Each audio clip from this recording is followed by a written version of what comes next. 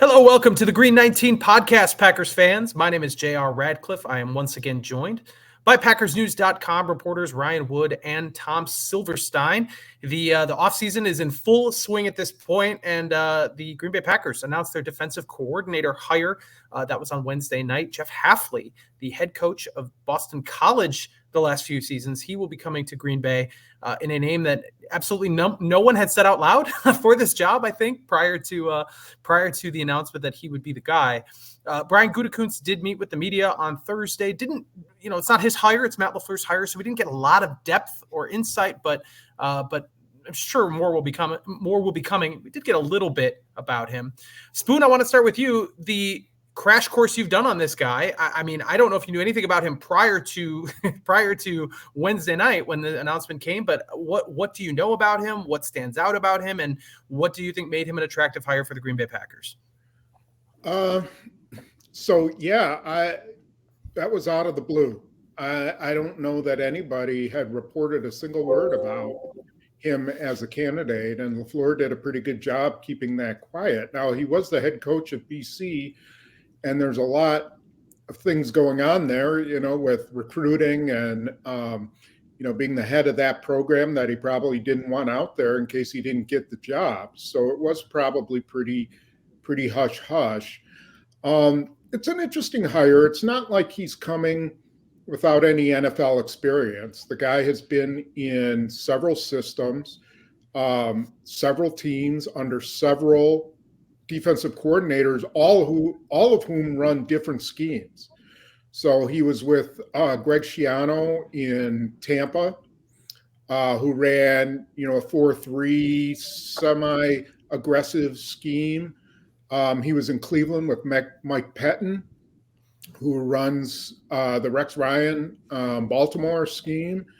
And he was in San Francisco running the Robert Salas scheme, which is a 4 down linemen, not much blitzing, big front line kind of second or defense-oriented defense. So he comes with a lot of experience, and I think what LaFleur liked the best about him, from what I've been told, is that he gets a DB coach who's a coordinator and DB coach. That's where they've had their most problems over the past, probably since Betten was here, where they've just struggled with communication and missed assignments. And now they get a guy whose whole, center of influence is the secondary.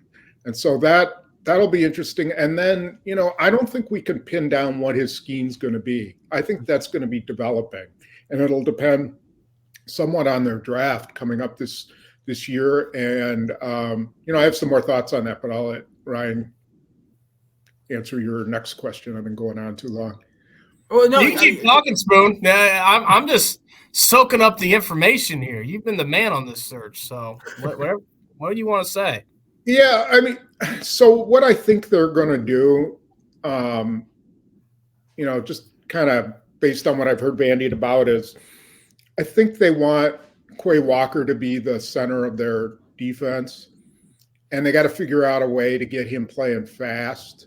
And I think we'll see him with some other linebacker, whether it's a free agent or a draft pick, but someone who's more of a run stopper. And then they let and maybe it's McDuffie. I don't know. I would think they'll probably try to upgrade there, but I think Quay Walker's going to be the center of that. And then I think they may end up being 4-3, and they'll just make Preston Smith and Rashawn Gary defensive ends, and Lucas Van Ness can play defensive end. It's kind of like the 49ers do with Bosa and Chase Young and those guys. I don't think it's any different than that. Yeah, I'm just going to piggyback off that because I thought it was very interesting what Brian Gutekunst had to say today. Now, this was not Brian Gutekunst's hire, obviously. It was Matt LaFleur's hire. But we didn't speak with Matt LaFleur today. We spoke with Brian Gutekunst, and he picks the players, so his opinion's pretty important. Brian Gutekunst has spoken once and encountered once Jeff Hafley on the scouting trail, and that was in 2019 at Ohio State. So very much a Matt LaFleur guy. With that said, Brian Gutekunst said it doesn't change all that much his scouting philosophies for that side of the ball. There's not a lot that's going to change there. And he was asked about what kind of scheme, that's the question, what kind of scheme is Jeff Hafley bringing here? And he said that's going to be a work in progress. The message is they haven't pinned that down specifically what that's going to be to every detail of the playbook yet. What they want Jeff Hafley to do is to come in here and first thing study his new players, study his personnel, and figure out a way to get the most out of that. And Quay Walker's the first name that came to my mind, because if all you're asking Quay Walker to do is be an in-the-box linebacker, you are wasting Quay Walker. He has the rare size and speed to be able to do a whole bunch of things, but especially rush the passer. He can rush off the edge. He can rush off the ball. He can be a box inside linebacker off the line of scrimmage. He can do a whole lot. But that's just one example of what are the guys that they have right now on their roster on that side of the ball, and how do you best get the most out of them? And in Jeff Hafley, because of all the scheme diversity that you just laid out, Spoon, they have someone that's been in basically everything. He has the flexibility. He's got the diversity to come in, look at a roster, and say, okay, this is the best way. This is the best scheme, which is very different what the Packers have done in the past. When Matt LaFleur hired Joe Barry, it was known that, okay, Joe Barry's going to bring that Vic Fangio style defense here, and the Packers are going to adopt and adjust to that. When Mike McCarthy hired Mike Pettin and Dom Capers, they were going to adjust to the scheme that Pettin and Capers were bringing in. This is the reverse of that. This is the roster, and how do you get the most out of them?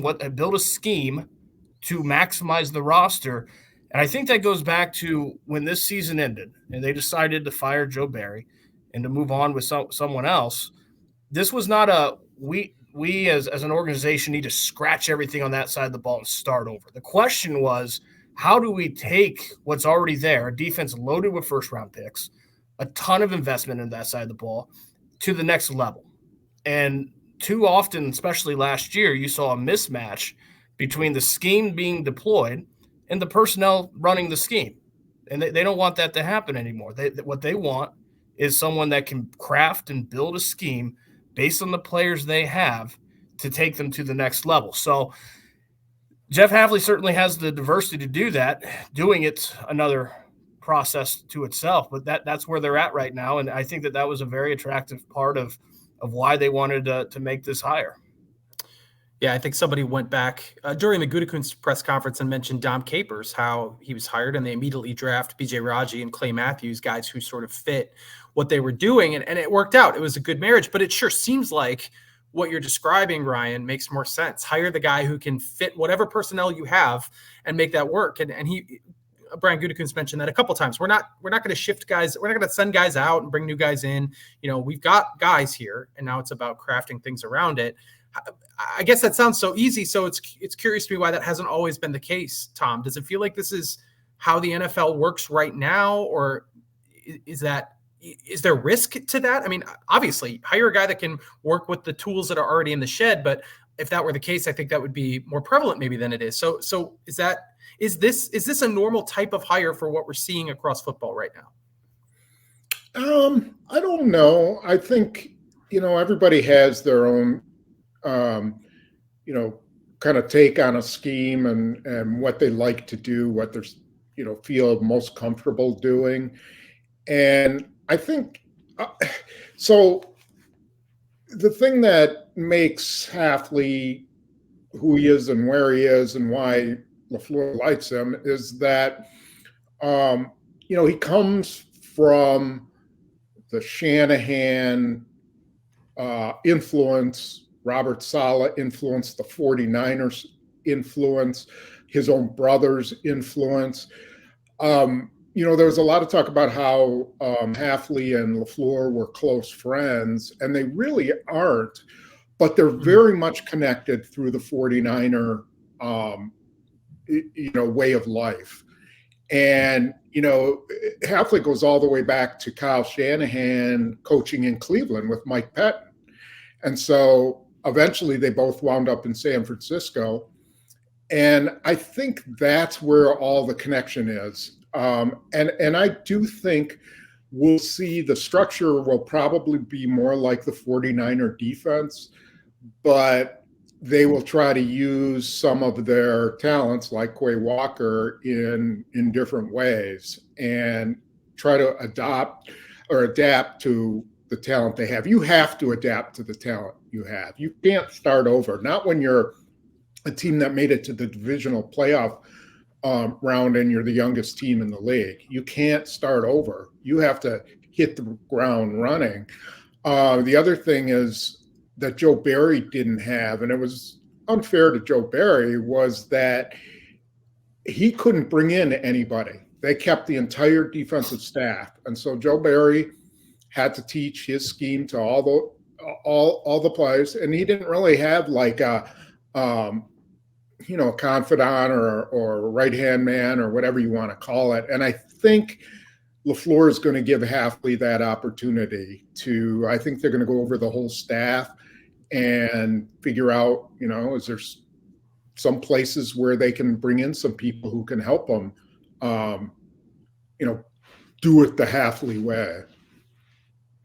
Yeah, Ryan, I was going to ask exactly that. If you thought there would be more changes coming, given what we know now, and Tom, you brought up before the idea of a confidant, like a senior advisor sort of thing. There's still defensive coordinators out there that are very experienced who don't right now have a job. There's a few jobs still to decide, but the carousel is starting to come to a stop, and there's a lot of guys out there. Ryan, what do you think going forward? Do you think there'll be an overhaul? Do you think it'll be a half measure? What would you expect?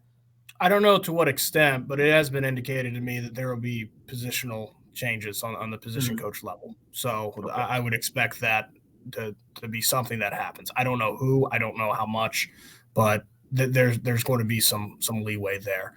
The one scheme that Brian Gutekunst mentioned today was 4-2-5. That's nickel. Yeah. Packers and every other team in the NFL is predominantly nickel. That's where they're at on their scheme. Could it be a 4-3? Well, think about what Matt LaFleur said during the season when he lectured on how big their edge rushers are, and Rashawn Gary, who played a 5-tech at Michigan, on Preston Smith, who's not a small guy. They certainly have the size on the edge to have some of those 4-3 defensive ends. They could also keep it 3-4. They could also have both. That's the thing with this hire, is that there's so much flexibility in his scheme. And that's why when he was hired, I think we're all asking, okay, what kind of scheme is this going to be? Because there's been all kinds. Well, maybe that's the scheme. There's going to be all kinds, but it's going to always go back to 4-2-5 because nickel is the predominant scheme of every team in the league in this passing league that exists now. What you said, Spoon, I was very interested in the part of his relationship, Matt LaFleur and Jeff Hafley, because it was reported that they're friends, and hiring friends, we saw it with Joe Barry and Matt LaFleur. It can get messy when you hire friends. So I was very curious what kind of friendship, pre-existing relationship, if any, existed, and if they were coming in as this is his close friend, I think that would be concerning. But that's really not the case. Yeah. So from what I've heard, they've got to know each other through the 49er connection, through Mike LaFleur, Matt's brother, through Shanahan. They just through Saleh, they have those connections. But I don't think, from what I was told, he's not a guy that, like, LaFleur picks up the phone and talks to Saleh, or calls up Shanahan or McVay or, some other assistants around the league. I don't think he's that type of guy. I don't think they've hung out together. I don't think, they've never been on a staff together. Now, again, so I don't think there's this close bond, but there is this connection that does make him familiar to LaFleur in a way that he wouldn't be if he had gone out and hired one of the Baltimore assistant coaches, for instance, who would have been completely, pretty much unknown to him. So I think there's a familiarity there, and you can, if you want to label it a good old boy hiring, I guess you could, but I don't think it's quite the same as Barry. I don't think it's as safe a pick as what he did when he took Barry, because he had some other guys who didn't have much experience. And, Hafley has been a head coach, but, it's been a while since he's been in the NFL, and he hasn't been a coordinator in the NFL. He worked with Barry before. He's never worked with Hafley before. That's a big difference there. The head coaching part, I think one of my first thoughts was, one, it's interesting that a head coach would want to go to a coordinator, even it's college to NFL, but that's, where college football is now. But I think it's very advantageous, because if you're Matt LaFleur, and he's, for the second straight offseason, he's bantied about this idea, which I think would be a terrible idea, of giving up play calling duties. And I think it'd be a terrible idea on the offensive side, because you've got a head coach play caller on offense that is in lockstep with this young quarterback. I mean, we saw Matt LaFleur and Jordan Love on the same wavelength through the second half of this season. That's the best thing I think the Packers have going for themselves going into 2024, because that's hugely important when you're able to do that. The last thing you'd want is for a head coach in lockstep with your young franchise quarterback to have to do what Matt LaFleur had to do late in this past season, which is dig your head into the defensive side. You got a head coach. There's an organizational skills that are required through being a head coach and operating the entire program that Jeff Hafley presumably has, being a head coach for 4 seasons. And if you're Matt LaFleur, you can just be the head coach of defense. Take care of defense. Not that defense doesn't fall under your umbrella as well as a head coach, but there's more freedom and flexibility that you have to really focus on that offense. Let Jeff Hafley be the head coach of the defense. Let him build the scheme. Let him get the most out of that side of the ball. And then you have conversations, meetings throughout the week, but not really being involved in rolling up your sleeves with all the details of that and having the trust in Hafley to take care of that. I think that's a very advantageous thing. This team doesn't really have any safeties, maybe Anthony Johnson and a bunch of question marks. Their linebacking core, maybe Quay Walker is sort of that dynamic piece, but if you want to be the 49ers, you're going to need another one, or the Ravens, you're going to need another one. So I guess I'd be curious what the big question is on defense, and that ties into maybe who they draft, maybe who they chase in free agency. They got a little more freedom now to go after somebody in free agency. That was a topic today with Gutekunst about the contract situation. They're probably going to be less likely, and I think our colleague Pete Doherty wrote about this, or Tom, you may have, I don't remember, less likely to kick contracts down the road because they have an opportunity here. So what's the question on defense? And maybe it's for Hafley, maybe it's just for the team in general, Tom. I'll start with you because I'd be interested in what Ryan has to say too. What's the one thing we have that this team needs to secure before we can start talking about this team as an elite defense? It feels like there are a lot of holes. Well, the number one thing, if you're going to run like a solid type defense, a 49ers type defense, you got to be strong down the middle. Now, you need to be strong down the middle in every defense, but you really need 2 athletic inside linebackers. You need a classic Mike and a classic Will. You need to have 2 guys who can play the run in the middle, 2 large guys, and they're pretty good there with Slayton, Kenny Clark, and Devontae Wyatt. They're in good shape there. But then you need a safety. You got to have a pretty dynamic safety back there. And if you can have 2, that's even better. That's excuse me. That's going to be a priority, is building a safety and also finding another inside linebacker. And then, they'll continue, I think, to build the corner position. I don't know. I mean, I think they're okay with Jair Alexander. Gutekunst seemed to indicate that everything's good there and he's going to be fine. But I'll believe that when I see the start of training camp and Jair Alexander's lining up, at one of the corner spots. They have to build some depth at corner. And then Yeah, really just safety to me is a position where, he talked about they wouldn't be afraid to make a splash in free agency, and maybe that's where they have to make it. Geno Stone of Baltimore is one name that comes to my mind anyway as a possible guy who could fit there if they are looking to go after a safety in free agency. Ryan, there were a lot of other topics that Brian Gutekunst spoke about today. I think headlining it was when he was talking about Aaron Jones, the 29-year-old running back who is, if kind of reading what he's saying and hearing the words, he would very much love to have him back, and it sounds like he probably will be back. That's sort of the sort of upbeat interpretation I had of what Gutekunst said today. Not a surprise necessarily, but still interesting to hear him say it kind of with that level of certainty when there probably are some contract machinations that still have to get done for him to come back. So I'd be curious what you think about that and any other things that really stood out today from when Brian Gutekunst met the media.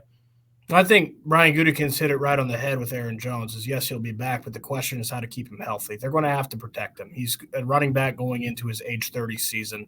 He's clearly not lost a step. I mean, he just ended this past season age 29 with the best stretch of his entire career, and he's had a good career. So he's clearly not missed a step, but he missed 6 games.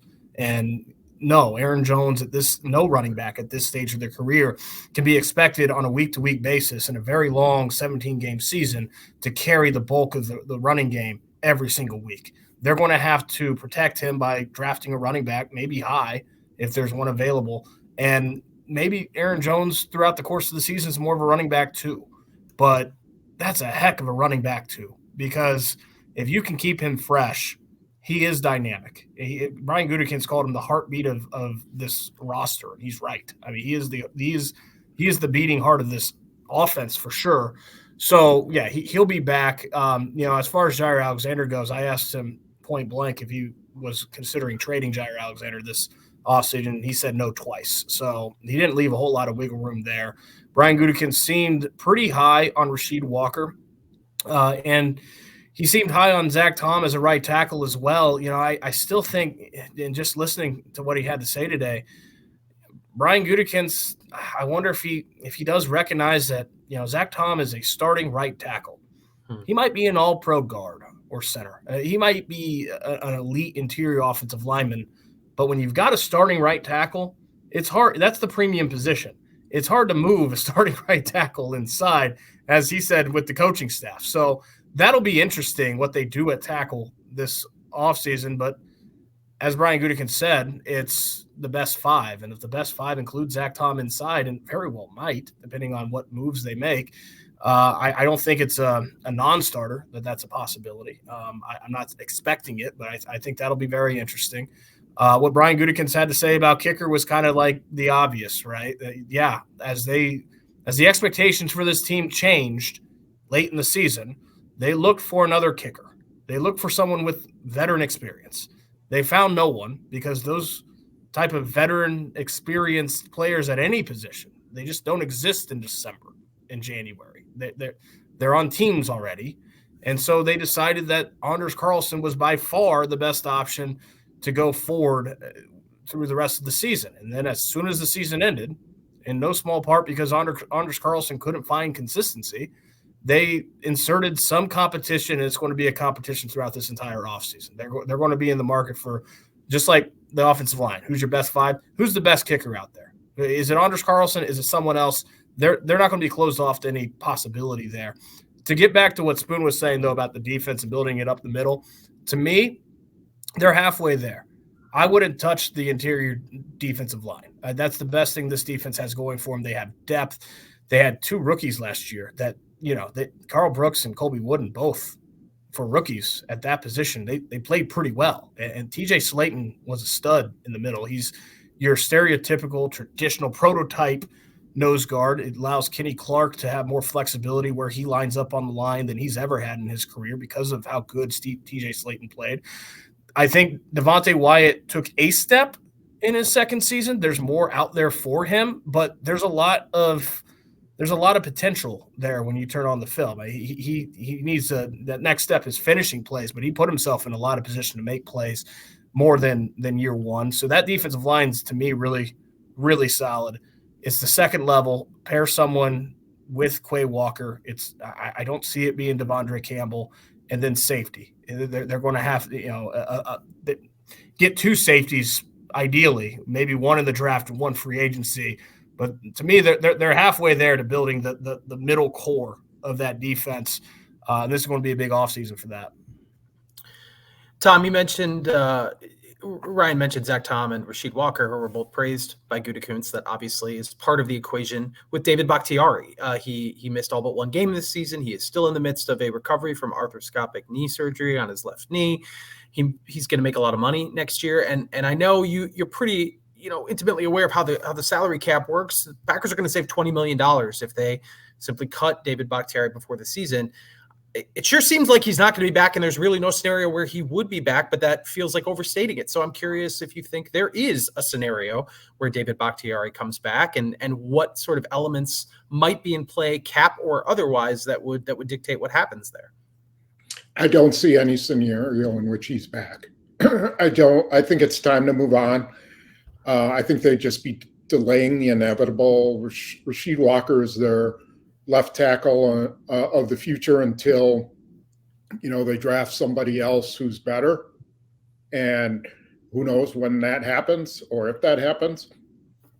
They need to move on. If they can get something for him, if they can trade him and get something from the Jets again, it's not going to be much, because someone's going to have to take on his contract, and everybody knows they're going to cut him.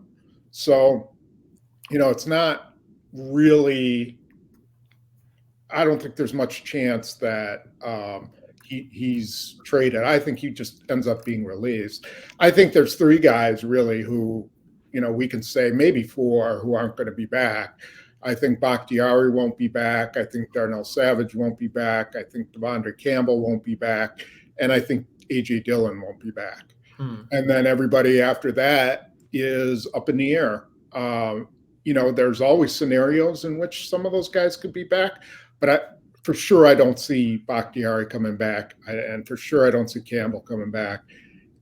I really don't see Savage coming back. So I guess I feel pretty strongly A.J. Dillon could possibly, maybe they find a way to bring him back. But am I missing anything? Would be the other that I'd be surprised if he was back too. Sorry to interrupt you. The only scenario I can see, I'm not saying this is going to happen, but if they do bring Darnell Savage back, it's not at safety. He's not a safety. Darnell Savage is not a safety. He doesn't tackle well. He doesn't play the over the top pass well. That's the top two job requisites of being a safety in the NFL. He doesn't do either well, but he's the best athlete they have in their secondary, and they need a slot corner. Because that's a position. I think they need to bring Keyshawn Nixon back, but he's an elite return man, and that's why they need to bring him back. If they bring Darnell Savage back, that's a slot corner, which, oh, by the way, is what he played in college. With that, why I'm not confident with that is if he could do it, we would have seen it more than a few games last in 2022. Yeah. Right? Wouldn't he and Rasul Douglas have just switched spots? Yeah, we just haven't seen it. So, and these guys know if a guy can do that or not, but it doesn't make sense to me on the outside why he could not be a slot corner, because that to me is what he is, and he has the athleticism. He's a dynamic athlete, and we've seen that. He's not a safety. So I don't know. I don't think he's a slot corner either. I mean, he's tried it, and he didn't get extensive playing time there. So you're right. We don't know that for sure, but we know a lot about him, and that is that he doesn't make a lot of plays. He doesn't play the ball very well. That was supposed to be really the strength. And, either a guy plays the ball well or he doesn't. It doesn't matter where you stick him. Either he makes great angles or has great angles, or, shines in the biggest moments, or he doesn't. And I think they've seen 5 years of him, and I know there's a lot of teams that would really like him because of his speed and athleticism. I just don't know if they need to continue on that path, and maybe it's just best to move on and find somebody now who they really project to be the player that they need. That's just kind of my gut feeling on it. So we'll see.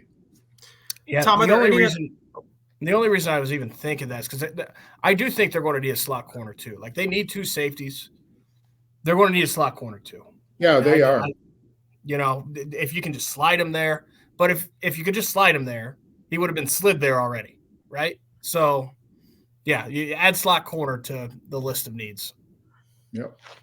All you got to do is hit on 90% of your draft guys like you did in 2023, and it'll be fine. No big deal. Just do that again. For corners, and they should draft Bo Melton's brother. He's a fairly high-ranked cornerback. He hasn't gotten mentioned a lot, but he's faster than Bo Melton told me he's faster than him. So, okay. And that's true. That's true because there's no way that an older brother says that younger brother is faster unless there's no doubt. He's fast. And he said he's like 4 inches taller than him too. And so I'm like, I mean, if he's half as nice a guy as Bo Melton and half as a gamer as Bo Melton, then they ought to go. Yeah. Anyway, that's neither here nor there. I was thinking about Bo Melton today because as Brian Gutekunst spoke, I was thinking about the decision not to bring in a veteran like had been done with Sammy Watkins or previous years. I mean, you could even point to like Randall Cobb and guys like that, and how much of a benefit that was, because a guy like Bo Melton doesn't see the field if they're operating under a more traditional model rather than letting all the pass catchers be young guys, and how successful that outcome was. Obviously, the drafts are a mark in Gutekunst's favor, but just in general, marshaling this team was a tricky needle to thread, and he was able to do it. I think, I feel like he didn't take any of the credit. He did what you'd expect somebody on that pedestal to say, that it was about the team's success and not about him. But Ryan, I do feel like this is a huge moment for him because he can now wade into those free agent waters again. This is a really huge opportunity. If you hit on this draft, in addition to what happened in 23 and 22, I mean, this is a dynasty. That's probably overstating it, but what is your impression overall of Brian Gutekunst's job? I'm assuming it's positive, but there are probably even other things I'm not considering that has really allowed him to have the year he has had to bring the team to this point. Well, to me, what stood out today was this was our first time speaking with Brian Gutekunst since he came out of this period of a few years where there was a lot of uncertainty since his decision to draft Jordan Love. I mean, that was just like Ted Thompson and Aaron Rodgers. That was a bold, career-defining decision. And when we spoke with Brian Gutekunst last, they were mired in a losing streak, trading Rasul Douglas because this rebuild was really not off to a good start. And it was an extremely different feel because that's the type of decision that could have blown up in his face. That could have been really, really bad for his job security, his tenure as Green Bay Packers general manager. And now it's the exact opposite of that. And Brian Gutekunst didn't take a victory lap today, but he could have. Brian Gutekunst absolutely would have been justified taking a victory lap because the decision to draft Jordan Love was a career-defining decision, and it brought a ton of job security. And just like Matt LaFleur's ability to develop Jordan Love has brought job security. And what do we see? What have we seen this offseason from Matt LaFleur, which is a very assertive approach, no passiveness. I mean, he's gone out and made moves that a coach with the confidence in his job security is able to make. So, no, there was no victory lap from Brian Gutekunst today, even though there could have been. But, yeah, this is a team that's been in cap hell the past couple of years and is going to, it's not going to all come back at once, but they're going to have some flexibility now. They have not had in a while. And I don't know about dynasty because that's a big word, but if they hit on this draft, they got 11 picks coming up. They hit on this draft class the way that Brian Gutekunst hit on last spring's draft class. That is a Super Bowl team. That's how you build a Super Bowl champion, is by hitting to that level on multiple draft classes and just adding something, sprinkling in a little free agency. So this is a huge offseason for him. But yeah, he caught a ton of flack and he's come out the other side of that in really good shape. Tom, one of the things that'll have to happen is Jordan Love getting an extension this offseason. And Gutekunst even mentioned that's, made it sound like obviously that's going to happen. What you know about the cap, is there anything else that we should be aware of that makes that more challenging than what it appears to be on face value? It seems pretty cut and dried. Is there anything that you're thinking about as we get closer to a situation where to the point where he's going to get re-signed to a pretty big deal? Yeah, it'll probably happen right before training camp is my guess. I don't think they can do it until May something, whenever it was he signed his other extension. So once that date is passed, they'll probably be negotiating all through this time.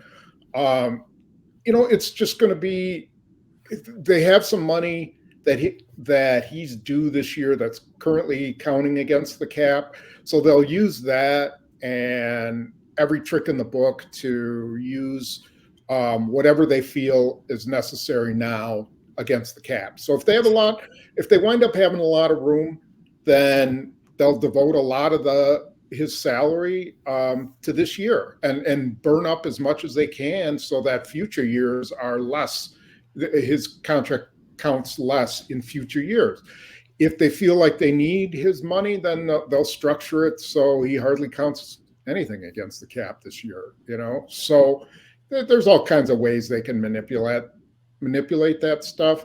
Bottom line, he's going to be a $50 million a year quarterback. And, people, it sounds ridiculous, but that's the going rate. And every year someone else will get more. So he'll get that this year.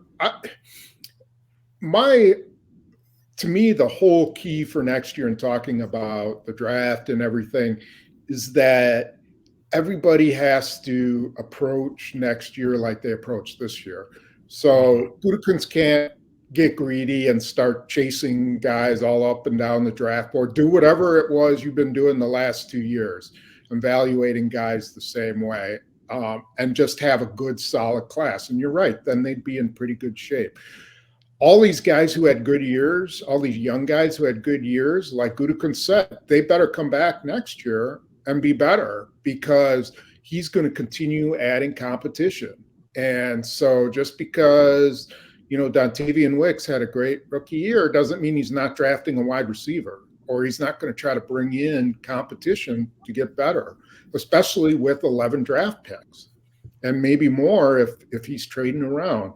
So I think the whole key for them is, they can view it as a Super Bowl year, but if I'm them, I just keep going the course, and do everything you've been doing, and you should be okay. It's very apparent with hearing from Matt LaFleur immediately after the season and Brian Gutekunst immediately, after the season, what their biggest fear is. And they share the same biggest fear. It's this young roster, they're still managing a young roster, resting on their laurels and thinking, wow, that was a heck of a year we just put out there. No one saw that coming. We went all the way to the Final Four of the NFC, the divisional round. We're pretty good. And resting on that because they're not good enough yet, right? They are pretty good. They blew everyone's expectations out of the water, but they're not good enough yet. And Matt LaFleur and Brian Gutekunst see that, and it's apparent that's a fear of that happening because just like it would be with any young roster, not because of who the young guys are, but the fact that they're young. Because Matt LaFleur in this final team meeting of the season, before the embarking on the offseason, says the expectations for 2024 are not going to be what they were last year. They're going to be higher. And Brian Gutekunst today says, I didn't have a lot of expectations. They had a really good year. Felt like by year's end, we were Super Bowl caliber, but it's not going to be enough next year. It's got to be more. And that message has rung very clear. And I think it's a good tact for the two leaders of this organization to take when they are still managing what will be a very young roster in 2024. Find everything Ryan Wood and Tom Silverstein have at PackersNews.com. I'm sure we'll hear more once. I'm sure at some point Jeff Hafley will meet reporters and we'll hear from him and get some of his thoughts as well. Plus, if there are any offseason developments, we will still be here on the Green 19 podcast. Gentlemen, thank you for joining me. I will be back in touch with you again very soon. Take care. All right.